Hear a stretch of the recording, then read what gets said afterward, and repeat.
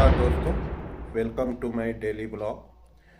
आप लोगों ने अक्सर जो है पेट में पानी के बारे में, जिसको हम लोग एसाइटिस कहते हैं, और फेफड़े में पानी के बारे में, जिसको हम लोग प्लूरल डिफ्यूजन कहते हैं, ये आप लोगों ने ज़रूर सुना होगा। मगर जो हृदय में आपके पानी या फ्लूइड हो जाता है वो बहुत अनकॉमन होता है, बहुत कॉमन नहीं है, और इसलिए आप लोगों ने सुना नहीं होगा। और इसीलिए मैंने चाहा कि आज इसके बारे में आप लोगों के साथ डिटेल में डिस्कशन कर लें। तो पेरिकार्डियल एफूजन क्या होता है? पेरिकार्डियल एफूजन में होता क्या है, जो आपके पेरिकार्डियल स्पेस है उसमें कोई भी फ्लूइड आ जाता है, तो उसके कारण से होता क्या है, उसको हम लोग पेरिकार्डियल एफूजन कहते हैं। और उसके कारण से क्या होता है, हृदय के ऊपर प्रेशर पड़ता है, प्रेशर इफेक्ट्स होते हैं, और हार्ट जो है ये साइज में भी इनलार्ज हो जाता है। इसके कारण से उसके ऊपर दबाव पड़ता है। तो ऐसी कंडीशन को हम लोग पेरिकार्डियल एफूजन कहते हैं। तो इसका जो कॉमनेस्ट कॉज होता है वो होता है इन्फेक्शन। अब इन्फेक्शन जो है ये वायरल भी हो सकता है, बैक्टीरियल भी हो सकता है, फंगल भी हो सकता है। और मोस्ट कॉमनली हमारे इंडिया में, जो टेम्परेट कंट्री कहा जाता है हमारे इंडिया को, तो इसमें क्या होता है कि इसमें ट्यूबरकुलोसिस जो है ये बहुत ही कॉमनेस्ट कॉज होता है। और क्या कॉज इसके हो सकते हैं? इसके जो है आपके जैसे मायोकार्डियल इन्फेक्शन होता है, जिसको हम लोग हार्ट अटैक कहते हैं। उसमें 9th डे पे एक कॉम्प्लिकेशन होता है जिसको हम लोग ड्रेसलर निमोनिया बोलते हैं। तो उसमें भी क्या होता है कि हृदय के पेरिकार्डियल स्पेस में पानी आ जाता है, तो उसको हम लोग ड्रेसलर निमोनिया भी कहते हैं।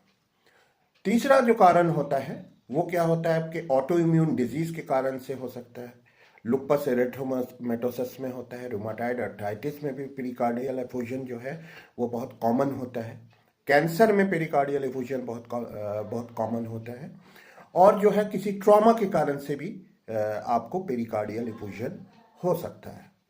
तो ये इसके कुछ मूल कारण हैं जो मैंने आपको बताए। एक चीज होती है जिसको हम लोग कार्डियक टेम्पोनेट बोलते हैं। कार्डियक टेम्पोनेट में क्या होता है, ये एक इमरजेंसी मेडिकल कंडीशन होती है। इसमें जब हार्ट की पेरिकार्डियल स्पेस में फ्लूइड बहुत ज़्यादा हो जाता है तो उसको हम लोग कहते हैं कि पेशेंट जो है कार्डियक टेम्पोनेट में है, और उसकी जो ब्रीदिंग पैटर्न उस समय होता है उसको हम लोग कुस्मॉल ब्रीदिंग कहते हैं, जो इसका इंडिकेटर होता है कि patient is in cardiac tamponade.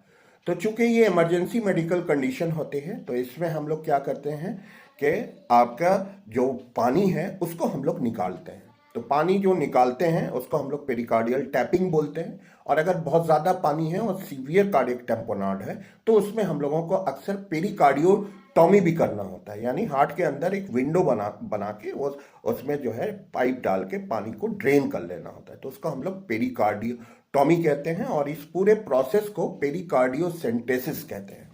ध्यान में रखेंगे, तो पेरिकार्डियल टैपिंग होती है, पेरिकार्डियोसेंटेसिस होती है, और पेरिकार्डियोटॉमी होती है, जिसमें हार्ट में होल कर दिया जाता है, विंडो बना दिया जाता है। अब इसके जो है सिम्टम्स, मरीज क्या सिम्टम्स लेके आते हैं? तो मरीज जो हम लोगों के सामने सिम्टम्स लेके आते हैं वो ये कहते हैं कि हम लोगों की सांस फूल रही है, तो उनको शॉर्टनेस ऑफ ब्रीथ होती है, उनको घबराहट होती है यानी पैल्पिटेशन होता है, और उनको मैलेज होती है, फैटिग होती है। अक्सर जो है अगर ट्यूबरकुलर होता है तो patient fever with evening rise of temperature की भी हिस्ट्री लेके आता है। तो ये सारे जो है इसमें सिम्टम्स होते हैं, जो कि प्रेशर सिम्टम्स आप कह सकते हैं। इसीलिए सांस फूलती है, इसीलिए क्योंकि उसमें कार्डियोमेगली हो जाती है, हार्ट का साइज जो है वो बढ़ जाता है। और क्या इसमें ऑन एग्जामिनेशन हम लोगों को, जब हम लोग क्लिनिकल एग्जामिनेशन करते हैं तो इसमें वही CHF वाली फाइंडिंग्स मिलती है। JVP जो है वो रेज्ड होती है पेशेंट की, कुछ स्मॉल ब्रीदिंग होती है। तीसरी चीज जो इसमें हम लोग को मिलती है वो वही आपके स्वेलिंग मिलती है। तो वो स्वेलिंग जो है आपको एब्डोमेन पे भी मिलती है, आपके जो है एंकल एडिमा भी उसमें होता है। तो ये सारी CHF की वजह से जो है उनको एसाइटिस भी हो सकती है। अगर सीवियर कार्डिक टेम्पोनेट वगैरह है, कार्डियोमेगाली अगर सीवियर है तो उसमें CHF भी हो जाता है। तो इसलिए एब्डोमेन में भी स्वेलिंग मिलती है और पैरों में, हाथों में भी स्वेलिंग मिलती है। तो इसके हम लोग जो है इसको कौन सी जांचें हैं जो हम लोग इसमें करते हैं। तो इसमें सबसे पहले जो है हम लोग ईसीजी करते हैं। तो ईसीजी में आपको लो वोल्टेज ईसीजी के पैटर्न इसमें मिलती है। जैसे बहुत से लोगों को जैसे हाइपोथायराइडिज्म में भी ऐसे ही आपको ईसीजी मिलती है, या अगर किसी की चेस्ट वॉल बहुत थिक है तो इसमें भी आपको लो वोल्टेज ईसीजी मिलती है। और हम लोग क्या कराते हैं, एक्सरे कराते हैं। तो एक्सरे कराने में जो है तो उससे भी जो है हम लोगों को जो है एक्सरे में कार्डियोमेगाली मिलती है और ग्लोबुलर पैटर्न होता है हार्ट का। अगर पेरिकार्डियल इफ्यूजन है तो हार्ट का जो है ग्लोबुलर पैटर्न होता है। ये एक बहुत बड़ा डिस्टिंक्शन है कि ये पेरिकार्डियल इफ्यूजन है या ये, क्योंकि एक्सरे में पानी वगैरह तो आपको दिखता नहीं। तो इस वजह से ये बहुत डिस्टिंक्टिव फ्यूचर होता है कि आप सीएचएफ से, एलवीएफ से इसको आप डिस्टिंक्ट कर सकते हैं, डिफ्रेंशिएट कर सकते हैं। और तो क्या होता है इसमें जो और आपके जो इन्वेस्टिगेशन हम लोग कराते हैं, वो जो द इन्वेस्टिगेशन ऑफ चॉइस होता है वो ईको होता है। तो ईको में हम लोग क्या देखते हैं, हम लोग ईको में पेरिकार्डियल फ्लूइड देखते हैं। तो उसके बाद और क्या इन्वेस्टिगेशन हम लोग कर सकते हैं, उसमें सीटी और एमआरआई तक हम लोग करा के देख सकते हैं, मगर eco the investigation of choice होता है। दूसरी चीज इसमें जो है तो इसका ट्रीटमेंट या प्रिवेंशन हम लोग क्या कर सकते हैं। तो इसमें एक चीज आपको और मैं बताना चाहूंगा, जो हम लोग के पोस्ट सीएबीजी पेशेंट में भी पेरिकार्डियल इफ्यूजन होता है। तो जब पोस्ट सीएबीजी हो जाती है, यानी कोरोनरी आर्टरी बाईपास ग्राफ्टिंग जब हो जाती है, तो उसमें भी जो है पेरिकार्डियल इफ्यूजन हो जाता है।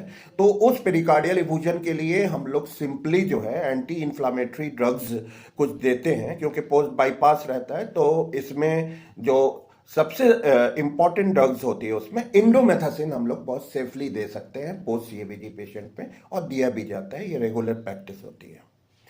और ज़्यादातर यूजुअली जो आपके कोरोनरी आर्टरी बाईपास ग्राफ्टिंग जो बीटिंग हार्ट पे होती है, जो हार्ट लंग मशीन पे होती है, उसमें ज़्यादा नहीं देखा जाता पेरिकार्डियल इफ्यूजन, मगर जो बीटिंग हार्ट पे सर्जरी होती है उस पे जो है आपका पेरिकार्डियल इफ्यूजन बहुत कॉमन होता है। और इसमें हम लोग ट्रीटमेंट और प्रिवेंशन के लिए क्या कर सकते हैं, इसमें ट्रीटमेंट जो इसमें होता है तो मेनली इसमें हम लोग डायोरेटिक्स वगैरह देते हैं, लेनॉक्सिन का यूज़ करते हैं, और ऐसी इनहिबिटर्स वगैरह देते हैं जो सीएचएफ वगैरह में ओवरलोड को कम करने की जो दवाइयाँ होती हैं वो हम लोग इसमें देते हैं। और क्या कर सकते हैं, हम लोग इसमें लाइफ स्टाइल मॉडिफिकेशन कर सकते हैं। हम जो है अपनी हाइजीन को बेटर कर सकते हैं, इन्फेक्शन वगैरह से बचना होगा, हाइजीन सही रखनी होगी, क्योंकि लो सोशियो इकोनॉमिक स्टेटस वाले लोगों को ही ये सारी दिक्कतें होती हैं। तो हमको इसके लिए अवेयर होना होगा। तीसरी चीज़ क्या होगी, इसमें एक चीज़ और हम लोग करते हैं, हम लोग पेरिकार्डियल टैपिंग या आपके जो है पेरिकार्डियोटोमी वगैरह तभी प्लान करते हैं जब पेशेंट जो है वो आपके कार्डियक टेम्पोनाड में होता है, जो इमरजेंसी मेडिकल कंडीशन, जैसा मैंने आपको बताया। अनटिल एंड अनलेस अगर पेशेंट कार्डियक टेम्पोनाड में नहीं है तो हम लोग पेरिकार्डियोसेंटेसिस नहीं करते हैं। मगर डायग्नोस्टिक पेरिकार्डियल टैपिंग आप अंडर इको आप कर सकते हैं, इको की मदद से। और उसको इसलिए कराते हैं कि वो जो फ्लूइड है उसकी वो जांच के लिए हम लोग बेहतर, तो डायग्नोस्टिक पेरिकार्डियल टैपिंग करके उसको हम लोग जो है उसमें जो मेनली पेरिकार्डियल फ्लूइड होता है उसकी साइटोलॉजी कराते हैं, ग्राम स्टेनिंग कराते हैं, एएफबी स्टेनिंग कराते हैं, और मैलिग्नेंट सेल भी कराते हैं, क्योंकि बहुत सारे मिक्सोमास वगैरह होते हैं, उसके कारण से भी आपको पेरिकार्डियल इफ्यूजन हो जाता है। तो उसको हम लोग डिलीट जो है नेग्लेक्ट नहीं कर सकते। तो ये सारी चीज़ें हम लोग करते हैं। और अगर वीडियो आपको पसंद आया तो वीडियो को लाइक, कमेंट और शेयर ज़्यादा से ज़्यादा करें। और